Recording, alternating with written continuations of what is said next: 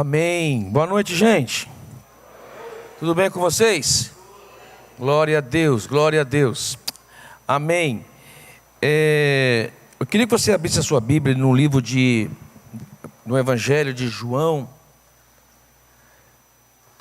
capítulo 17, versículo de 1 a 4.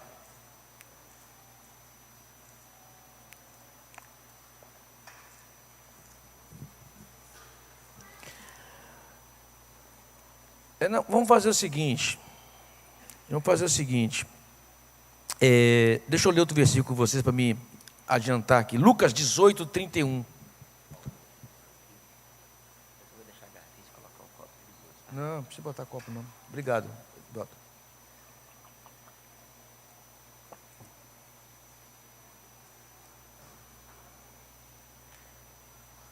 Amém? Lucas 18, 32 diz assim: E tomando consigo os 12, disse-lhes: Eis que subimos a Jerusalém, e se cumprirá no Filho do Homem tudo que pelos profetas foi escrito. Amém?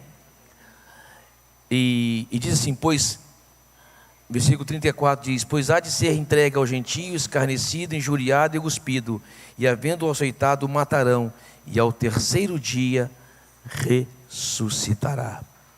Feche os seus olhos, vamos orar, pedir para que o Espírito Santo venha falar conosco através da Santa Sagrada Escritura. Pai, eu quero agradecer ao Senhor porque estamos reunidos neste lugar. Quero agradecer ao Senhor porque a Tua palavra é boa, perfeita e agradável. Ela é mais cortante que uma espada de dois gumes, ela penetra no profundo, no escondido, ela separa alma e espírito. Então ela tem a capacidade de discernir o que se passa no coração de cada um de nós. Ela tem a capacidade de discernir o que nós precisamos para fazer o melhor para o Senhor. Ela tem a capacidade de discernir o momento que estamos vivendo e o que nós precisamos da parte do Senhor. E eu oro, Deus, esta noite pedindo a orientação e a direção do Espírito Santo. Estamos reunidos nesse lugar com um propósito, Deus. Nós não estamos aqui, Deus, apenas para passar o tempo, e o Senhor sabe disso. Nós não estamos aqui, Pai amado, para brincar, e o Senhor sabe disso. Nós estamos aqui com um propósito, Deus. Ó Deus, sabemos, ó Senhor, que o resultado talvez de uma reunião como essa, de um tempo como este, de uma semana como essa nas nossas vidas, pode produzir resultado na vida de muitas outras pessoas também. E nós sabemos disso, Deus, e nos colocamos, ó Deus, debaixo da proteção, da orientação, da disposição do Espírito Santo, em nome do Senhor Jesus Cristo. Eu oro e te agradeço. Amém. Amém, queridos. Quando Jesus menciona essa palavra, Ele está entrando na sua última semana sobre a face da terra. A Bíblia fala: importa que o Filho do Homem vá a Jerusalém e sofra tudo o que foi dito pelos santos profetas. Ou seja, tudo aquilo que foi mencionado acerca do sofrimento de Jesus na última semana iria acontecer a partir daquele momento. São 14 grandes acontecimentos na vida de Jesus, que aponta para o cumprimento das profecias na vida de Jesus. E isso para nós é muito significativo, porque tudo o que aconteceu nessa última semana foi prioridade para Deus. E se é prioridade para Deus, também é prioridade para nós. Tudo que é prioridade para Jesus também é prioridade para nós. Amém, querido? E nós, como igreja, nós temos que pensar sempre: o que é prioridade na nossa vida ministerial? O que é prioridade na minha vida cristã? O que é prioridade na minha trajetória espiritual? Eu tenho que buscar o que é prioridade, ou seja, aquilo que é mais importante. E tentar de todas as formas colaborar que as coisas mais importantes venham a acontecer na minha vida. Amém, amados? Glória a Deus. Jesus era um homem assim. Engraçado é que Jesus parece que quando ele estava no céu e o Deus falou: filho, você vai descer na terra. E deu um script na mão de Jesus. Parece que deu um roteiro para Jesus, disse: olha, esse é o roteiro que você vai ter que passar. Parece que deu um roteiro para Jesus. E Jesus, a Bíblia fala que Jesus fez tudo conforme havia, tudo que conforme havia escrito que ele deveria fazer tudo. Todas as profecias concernentes a Jesus, toda a trajetória de Jesus foi predita, foi profetizada e foi vivenciada e cumprida por ele, na íntegra, sem mudar vírgula. Então Jesus foi um cara excepcional no que se refere a andar em obediência e a cumprir o que o Pai propôs para ele fazer. Então Jesus de fato é o nosso referencial de obediência, é o nosso referencial de andar e cumprir o plano e o propósito de Deus. Jesus, ele nos ensina a como fazer isso. A Bíblia fala que Jesus aos 30 anos de idade estava lá em Nazaré, aquela pequena cidade, oculto, mas a Bíblia fala que naquele momento ele estava se preparando para algo. E é interessante que existe um ministério que antecedeu a Jesus, que é o ministério profético de João Batista, que tornou como se fosse uma régua para Jesus, né? Um direcionamento para os acontecimentos na vida de Jesus. E a gente sabe que enquanto João Batista pregava, Jesus se preparava. E Jesus estava lá se preparando. Jesus foi lá, foi ser batizado por João Batista, foi para o deserto, foi tentado lá no deserto, tentado por Satanás. E é interessante que o que Jesus passou naquele deserto também aponta para um aspecto do nosso ministério muito importante, na atuação do nosso ministério muito importante, porque ali Jesus foi tentado como homem, venceu as tentações do deserto como homem. Ali Satanás oferece para Jesus algumas coisas que nós somos constantemente tentados numa vida ministerial. Por exemplo, Satanás ofereceu para Jesus a transformação das pedras em pães, levando Jesus a procurar satisfazer a sua necessidade material usando o seu atributo divino. Se Jesus tivesse feito aquilo, nós poderíamos fracassar hoje no que se refere a acreditar na provisão de Deus para o nosso ministério. Se Jesus tivesse usado o atributo divino para suprir a sua necessidade naquele momento de pão, hoje nós falharíamos em acreditar que Deus pode prover sustento para o nosso ministério. Então Jesus disse: nem só de pão viverá o homem, mas de toda palavra que procede da boca do Senhor. Amém, amado? Ou seja, eu dependo de Deus. Amado, nós precisamos aprender isso no ministério, a viver na dependência de Deus. Eu disse ontem aqui, vou repetir para você: ministério, a questão de provisão no ministério é muito importante. É muito importante. Nunca vai faltar provisão para a obra de Deus. Pode faltar visão. O que falta às vezes é visão. E eu acredito, para toda visão existe uma provisão. Amados, pensa bem. O nosso Deus é um Deus sábio. É um Deus sábio ou não é um Deus sábio? Por exemplo, Deus falou assim, que a parábola dos talentos. Você vê ali que na parábola dos talentos, o que ele fez? Ele deu os talentos segundo o quê? Segundo a capacidade que cada um tinha de administrar. Por que a gente faz diferente? Por que a gente trata o nosso ministério de forma diferente?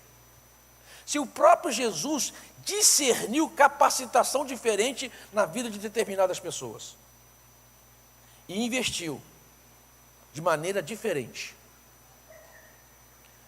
Jesus, amado, ele ensina o seguinte, que sempre a recompensa vem depois do trabalho. Sempre a recompensa vem depois do trabalho. Primeiro você faz, depois você recebe a sua recompensa. Verdade ou não é? Não foi isso que aconteceu? Depois que cada um voltou com o resultado do seu trabalho, que a recompensa veio, que o louvor do trabalho veio, e a gratificação veio. Então, aprenda uma coisa na vida ministerial: Nós precisamos primeiro fazer, para depois ter. Eu estou dizendo isso porque isso corrige um engano muito grande e que dificulta muito o avanço ministerial. Quando eu comecei o meu ministério de tempo integral na Igreja Missionária Unida, eu já tinha discernido algo que era ruim para nós. Na primeira reunião, que foi mais ou menos em 1980, acho que foi 87, 88, que nós fomos para Maringá, numa reunião de diretoria geral, eu vi lá uma divisão de recursos. Era uma oferta que um americano mandava todo ano. Você lembra disso, irmão? Quem chegou a receber essa oferta? Só você que recebeu? Você chegou a receber, João? É um rateio. Você chegou a receber? Só eu, Arivelto, só? Arivelto está velho também, Arivelto. Quando vi aquele envelope na minha mão, a reação de todo mundo foi de felicidade. A minha foi de tristeza. Eu falei, por que eu estou recebendo isso? Eu não fiz nada ainda. Aí explicaram que era uma oferta que vinha, tal. Aí eu comecei a ver a nossa história, que a nossa história sempre foi uma história de dependência. E tudo que você recebe antes de fazer gera em você, gera em você dependência. E eu comecei a ver que na história nossa havia muitos pastores que ficavam assim, tinha época da Comex, lembra da Comex? Tinha um trabalho para começar, depois para começar o trabalho tinha 5 anos de sustento para provar se aquele cabra era capaz de ter uma igreja. Os canadenses vinham para construir, as pessoas ficavam com expectativa de a equipe do Canadá vai vir para construir. Para construir a igreja. Isso gerou amado, aprenda uma coisa, isso é ruim, isso não é bom.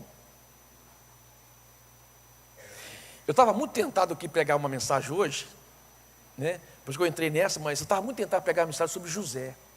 Tem um texto na vida de José, que na verdade está lá acho que no capítulo 49 do livro de Gênesis, quando Jacó vai abençoar os seus filhos. E quando ele chega em José e dá uma benção para José, que isso norteia a minha vida, cara.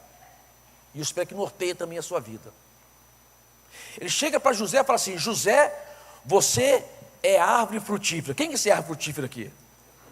Amado, ser árvore frutífera é bom. É bom ou não é? Ser uma árvore frutífera é bom.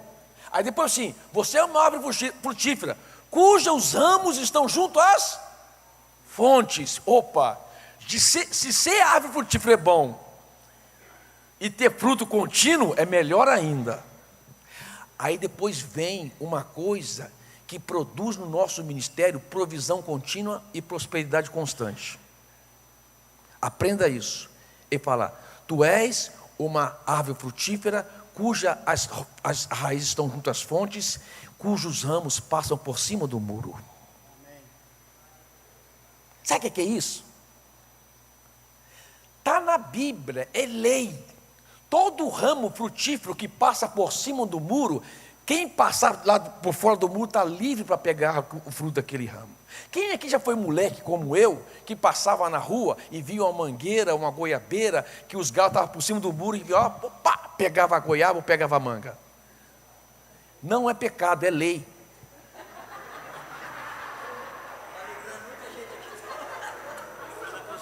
Você pode ficar tranquilo, meu irmão, é lei.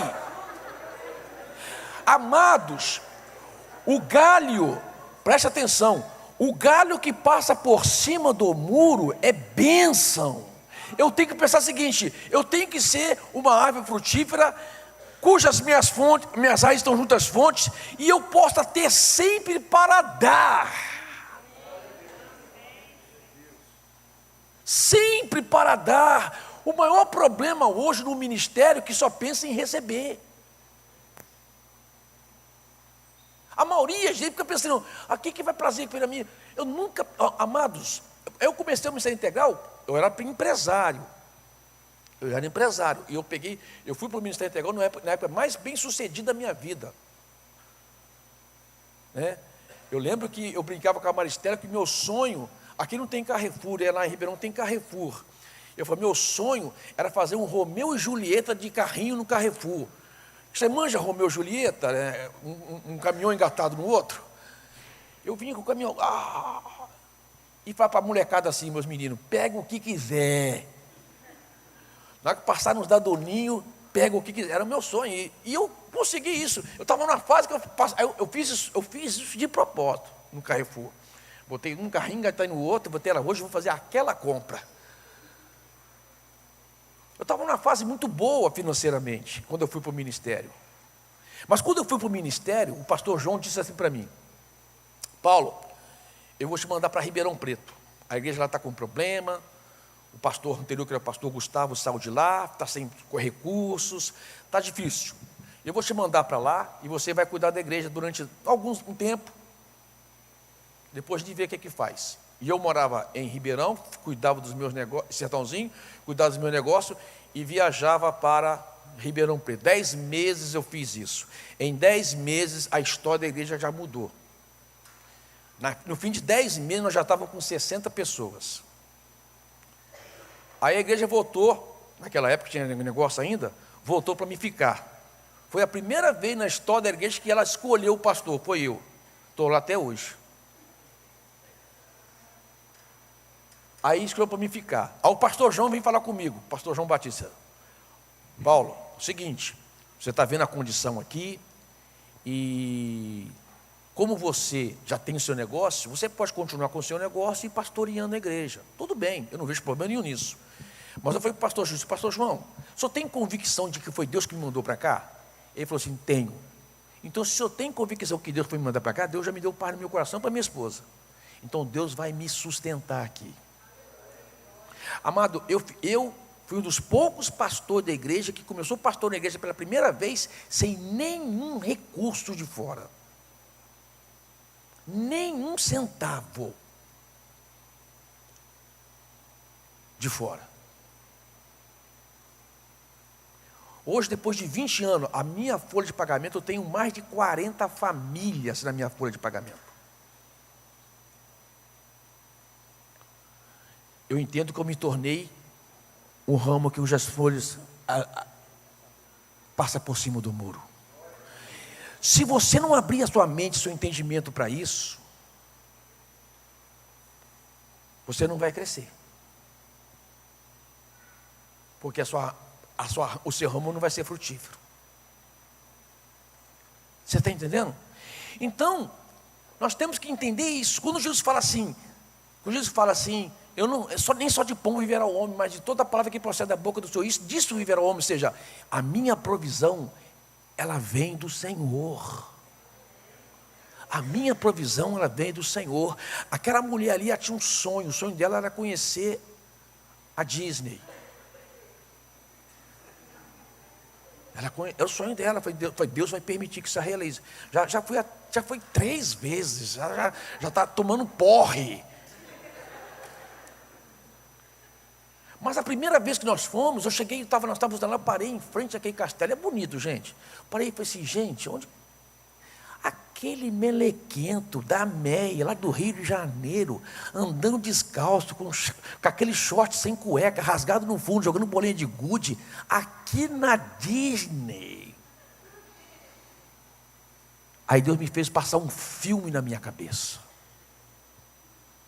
Um filme passou na minha cabeça naquele momento. Toda a minha vida.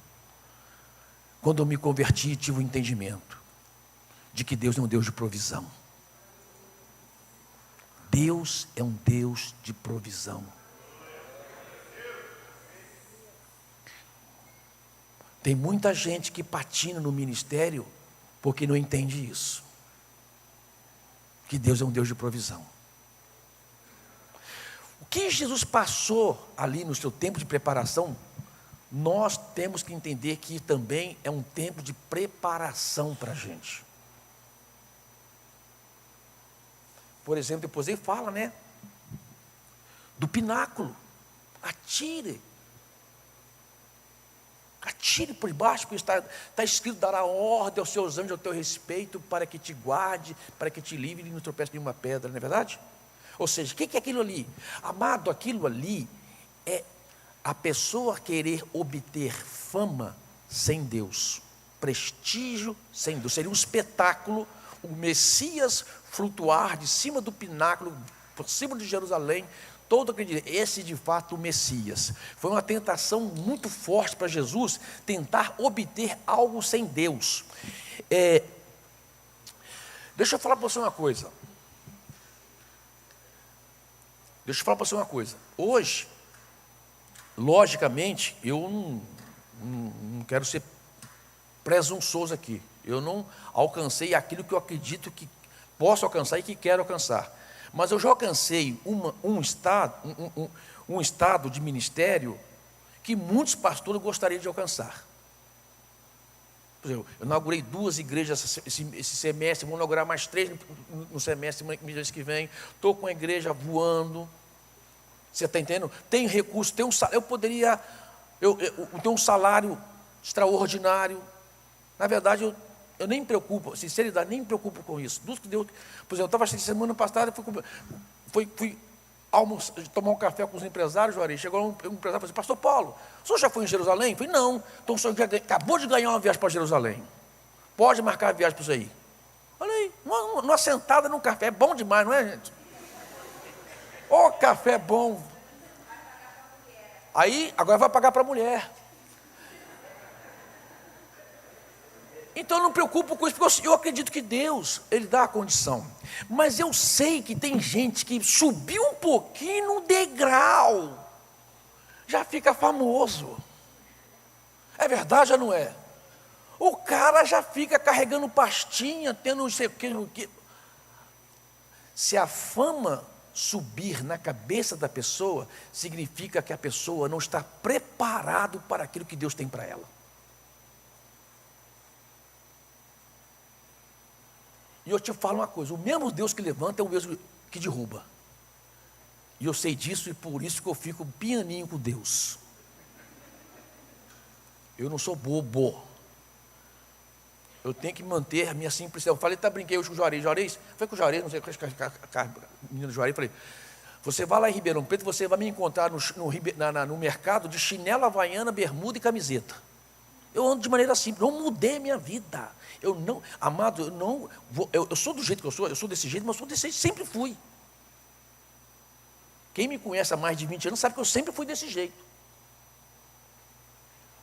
Mas nós vamos ser tentados nesse quesito, que é a fama.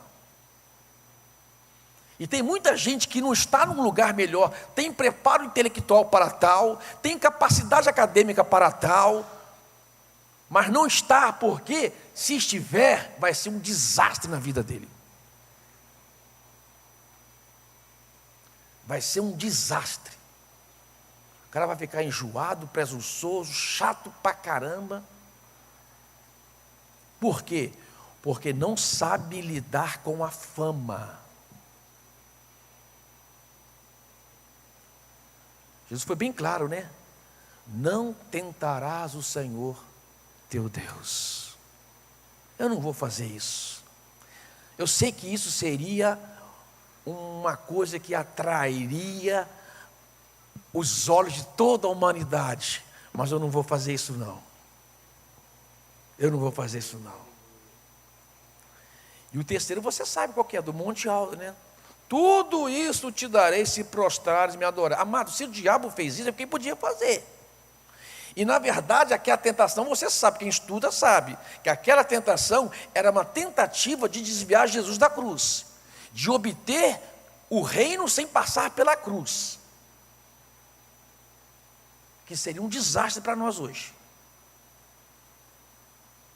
Você está entendendo? Ou seja, obter aquilo que Deus propõe para você sem pagar o preço para tal. Amados, queridos, ministério, você tem que pagar um preço. Eu estou aqui hoje pregando. O Juarez, tomei remédio hoje, que eu estou tão cansado, tantas coisas que eu tenho feito esse ano, mas eu sei que é o preço que eu tenho que pagar. Ministério tem preço, amado. Ah, não, é muito sofrimento para isso. Então, meu amado, vai procurar fazer outra coisa na vida.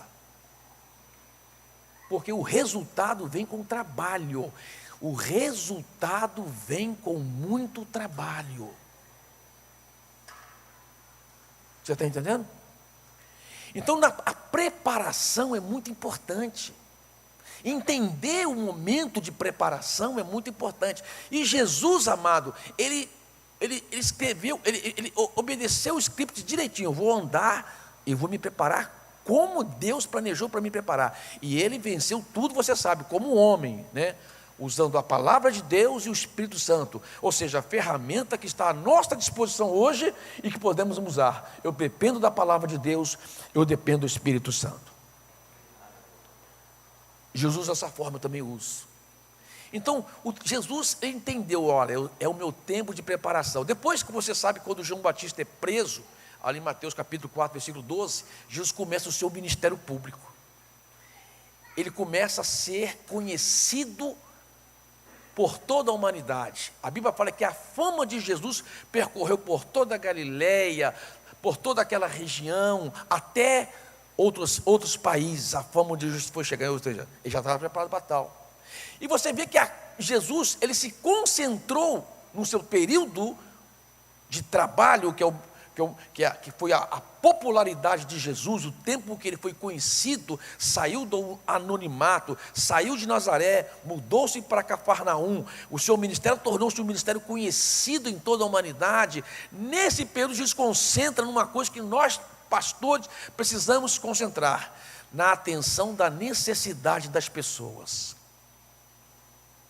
Jesus curava os enfermos, expulsava os demônios, pregava o evangelho do reino e ensinava na sinagoga. Ou seja, Jesus concentrou, o objetivo dele era concentrar nas necessidades que as pessoas têm. Deixa eu te passar uma coisa aqui que é muito importante para você saber. Por que as pessoas vão para a igreja? Por quê? Você já conhece alguém que foi na igreja e falou assim, gente, eu acho que eu sou pecador. Acho que eu sou pecador. Eu acho que eu vou na igreja para resolver esse negócio de pecado. Você conhece alguém que pensou assim? Ah, eu vou para a igreja porque eu tive um discernimento que eu não estou fazendo, na minha vida não está certa. Rapaz, as pessoas vão na igreja por causa das suas necessidades. As pessoas vão na igreja por causa delas.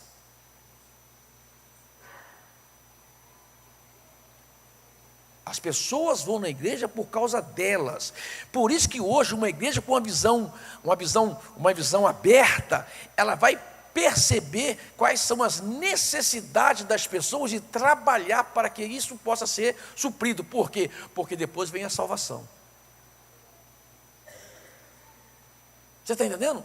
Então, quem aqui veio para a igreja por causa de problema no casamento? Deixa eu ver. Pastor, não levanta a mão de jeito nenhum, né?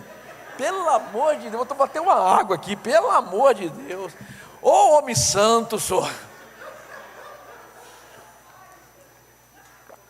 Dá até dor no estômago. Ninguém aqui teve problema no casamento. Quem aqui veio por causa de doença? Ah lá, um veio por causa de problema de casamento. Quem veio aqui por causa de doença? Eu fiquei doente, eu fiquei com medo de morrer.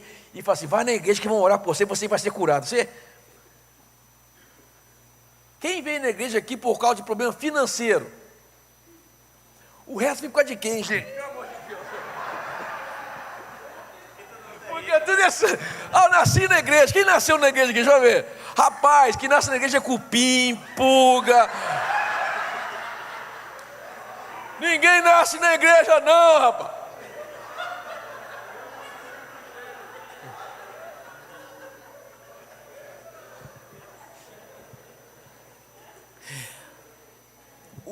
O irmão tem razão de que quando tem pessoas que nasceram dentro de um contexto, que são os privilegiados que eu falo. Uma vez uma pessoa estava testemunhando na igreja, exaltando um testemunho de uma pessoa que fez muita coisa errada, tal, se converteu, né? Aí eu chamei lá meu filho, o Felipe, o Círis, pastor Felipe, dois pastores aqui, desde criança estão na igreja. Eu falei assim, esses aqui, Esse aqui, para nós, é referência, porque se converteram e nunca se desviaram. Esse aqui é misericórdia. Então, amada, a verdade é que então, eu estou entendendo que a maioria aqui, então, nasceu na igreja, né?